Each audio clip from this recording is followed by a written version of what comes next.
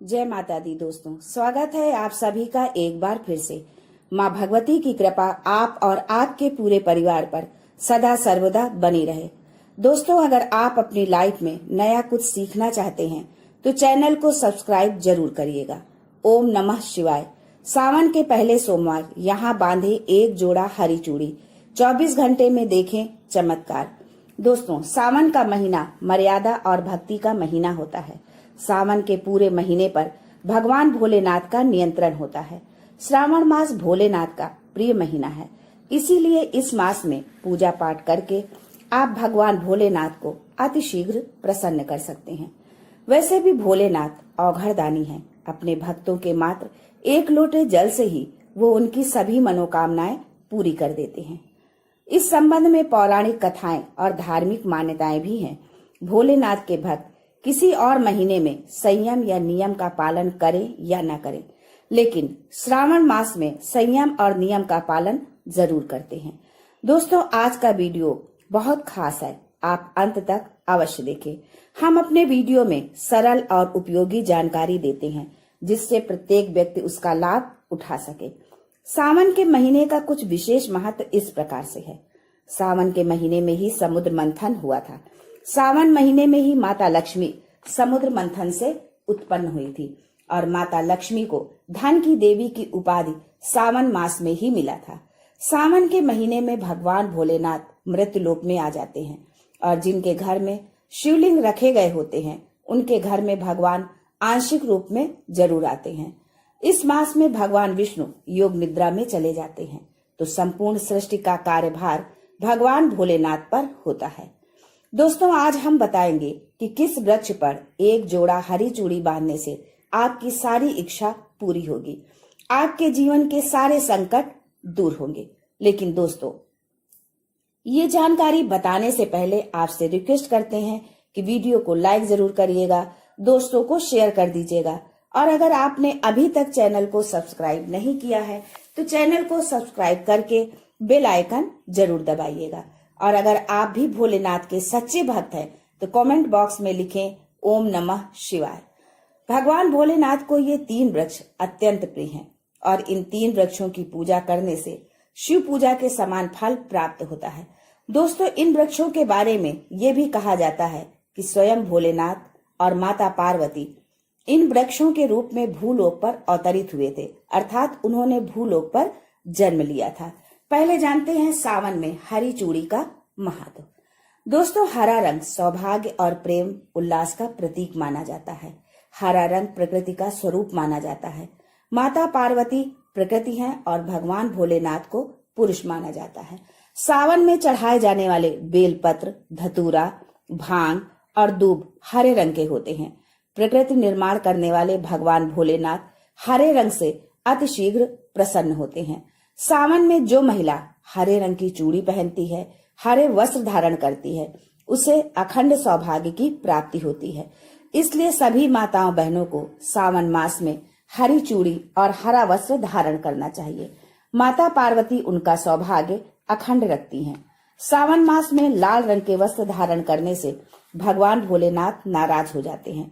तो दोस्तों, इस वृक्ष पर सावन के किसी सोमवार को बांधे हरी चूड़ी आपका दुर्भाग्य सौभाग्य में बदल जाएगा।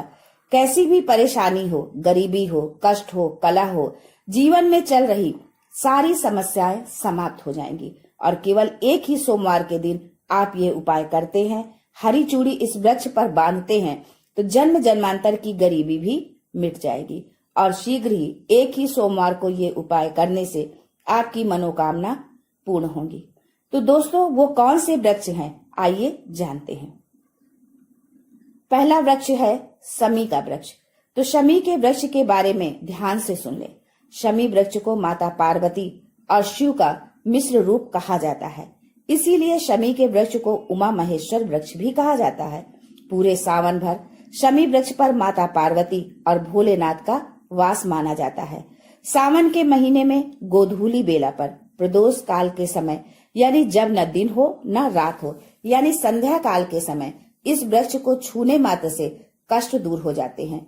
सावन के महीने में शमी वृक्ष की जड़ पर कच्चा दूध डालने मात्र से भगवान भोलेनाथ अतिशीघ्र प्रसन्न होते हैं और माता पार्वती का खूब सारा आशीर्वाद मिलता है। शमी वृक्ष का और धार्मिक महत्व क्या है, ये भी जानिए। दोस्तों, भगवान राम ने लंका पर आक्रमण करने से पहले शमी वृक्ष की ही पूजा की थी। पांडवों ने अपने दिव्य हथियार शमी वृक्ष के नीचे ही छुपा कर रखे थे। शमी वृक्ष जिस घर में लगा होता है उस घर का कल्याण होता है। तो दोस्तों, शमी वृक्ष पर उमा महेश्वर का ध्यान करते हुए 2 जोड़ा हरी चूड़ी और हरा रिबन जरूर बांधें, या जो भी हरे रंग की श्रृंगार की वस्तु आपको मिल जाए उसे जरूर भेंट करें। आपकी कोई भी मनोकामना हो एक ही सोमवार में पूर्ण हो जाएगी। शमी वृक्ष के पत्ते यदि पूरे सावन भर भोलेनाथ पर चढ़ाते हैं तो आपके घर अष्टलक्ष्मी वास करती हैं। आपके घर में कितनी भी दरिद्रता हो, आपके घर में कैसी भी परेशानी हो, परेशानी समाप्त हो जाती है और पूर्ण रूप से आपके घर में आकर भौतिक सुख निवास करने लगते हैं। दूसरा वृक्ष है धतूरे का वृक्ष। धतूरे का वृक्ष भगवान भोलेनाथ के उग्र स्वरूप काल भैरव के अंश से उत्पन्न हुआ है। मान्यता है कि शिवलिंग पर धतूरे का पत्ता, पुष्प या फल चढ़ाने से राहु, केतु और शनि के कुप्रभाव समाप्त हो जाते हैं। धतूरे के वृक्ष पर सावन के महीने में अगर 2 जोड़ा हरी चूड़ी बांधे तो शत्रु से छुटकारा मिल जाता है।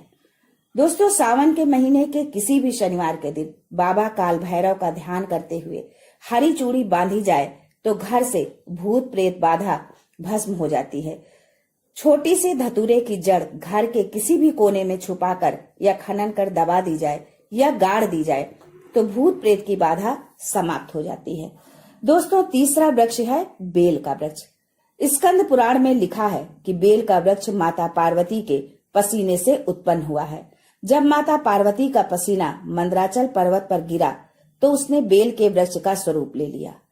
माना जाता है कि बेल के वृक्ष का दर्शन करने मात्र से ही व्यक्ति के पाप मिट जाते हैं। स्पर्श करते हैं तो जीवन की सारी समस्याएं मिट जाती हैं। अगर आप भगवान भोलेनाथ को अति शीघ्र प्रसन्न करना चाहते हैं, आप भगवान भोलेनाथ पर खूब सारी चीजें चढ़ा रहे हैं लेकिन बेल का पत्ता नहीं चढ़ाते हैं तो वो प्रसन्न नहीं होते हैं। पूरे सावन में बेल की जड़ पर ब्रह्मा जी का वास होता है, मध्य स्थान पर विष्णु और संपूर्ण स्थान पर भगवान भोलेनाथ का वास माना जाता है। ऐसा भी माना जाता है कि कोई भी साधक सावन के महीने में बेल वृक्ष की पूजा करे, सुबह के समय में या फिर संध्या के समय में बेल की जड़ के पास अगर घी का दीपक जलाए तो तीर्थों के स्नान करने के समान पुण्य की प्राप्ति होती है। समस्त तीर्थ सावन के महीने में बेल की जड़ में आ जाते हैं। तो दोस्तों, सावन के किसी भी सोमवार बेल वृक्ष पर कच्चा दूध डाला जाए तो जीवन की परेशानियां और कष्ट मिटते हैं। सावन के किसी भी सोमवार के दिन संध्या बेला में बेल के वृक्ष में 1 जोड़ा हरी चूड़ी जरूर बांधें। संध्या बेला में ही क्यों? तो दोस्तों, संध्या बेला को ही प्रदोष काल कहा जाता है। प्रदोष काल के समय अगर माता पार्वती और भोलेनाथ की एक साथ पूजा की जाए तो प्रभाव बढ़ जाते हैं। इससे मनोकामना अति शीघ्र पूरी होती है। जैसे आप सुबह पूजा करते हैं तो उसका प्रभाव 100 गुना होता है, लेकिन अगर संध्या काल के समय जब आप पूजा करते हैं तो उसके प्रभाव 1000 गुना ज्यादा बढ़ जाते हैं। तो संध्या काल के ही समय घी का दीपक जलाएं। दीपक जलाने के बाद आप 1 जोड़ा हरी चूड़ी बेल के वृक्ष पर जरूर बांधें, एक ही सोमवार के दिन। ये उपाय करने से आपकी जो भी मनोकामना होगी वो पूर्ण हो जाएगी। जब आप भोलेनाथ पर बेल पत्र चढ़ाते हैं तो कम से कम 3 पत्तों पर चंदन से श्री राम लिखकर जरूर चढ़ाएं। इससे भगवान भोलेनाथ जल्दी प्रसन्न होते हैं। तो दोस्तों, सावन के किसी भी सोमवार को इन 3 वृक्षों में से किसी भी वृक्ष पर हरी चूड़ी जरूर बांधें, आपकी मनोकामना पूर्ण होगी। कमेंट बॉक्स में ओम नमः शिवाय लिखना ना भूलें। ऐसे ही धार्मिक एवं लाभप्रद जानकारी पाने के लिए चैनल को सब्सक्राइब करना ना भूलें। आज के लिए बस इतना ही। मिलते हैं अगले वीडियो में। तब तक के लिए goodbye and thanks for watching my video.